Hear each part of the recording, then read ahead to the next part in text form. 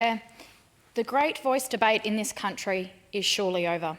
First came the failure of the federal voice, with more than 64% of South Australians voting no at the referendum. Now Labor's state voice has failed before it's even begun. Labor's voice was legislated in March 2023. The first elections have now been held, at which around 6% of Indigenous South Australians turned out to vote. Across the entire state, just 2,583 formal votes were received. Some candidates were elected with as few as 6 and 11 votes after the distribution of preferences. Some received none, suggesting that they could not even be bothered to come out to vote for themselves. Elected to the voice with the mandate of as few as 6 votes, yet able to influence the parliament, which is democratically elected to represent over 1.7 million South Australians. In the push for gender diversity through quotas, we've seen a female candidate who received more primary votes than 3 successfully elected male candidates in her region not be elected, because, well, that's equality Labor style. Showing that while gender quotas may hope to ensure female representation around the table, it can have the unintended consequence of inhibiting women from being elected.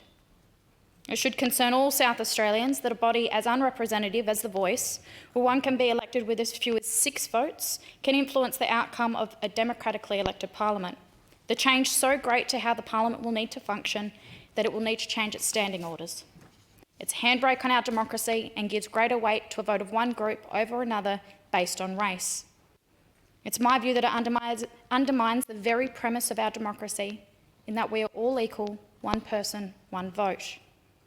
While members of parliament, both at a state and federal level, are not able to profit from the Crown, members of the First Nations voice do not have that same requirement. We've seen people elected to this body, a body that gives access to speak to the floor, on the floor of the parliament, hold roles where they're profiting from the Crown, from advisors in the Attorney-General's own department to the Commissioner for Aboriginal Children and Young People.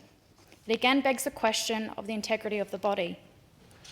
You would have thought that when the resounding result of the referendum came back showing that over 64% of South Australians voted no, that the Malinauskas government would have repealed the state voice. They would have acknowledged that they got it wrong. Instead, we see a state government who's pushed ahead with the First Nations voice elections, and a government who will not rule out the payment of reparations and compensation to Indigenous communities. How much will that cost taxpayers?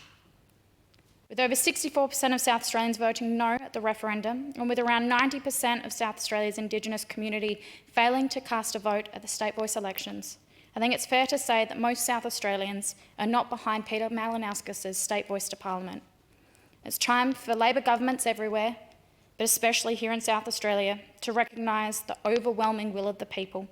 Premier, it's time to repeal this frighteningly unrepresentative body.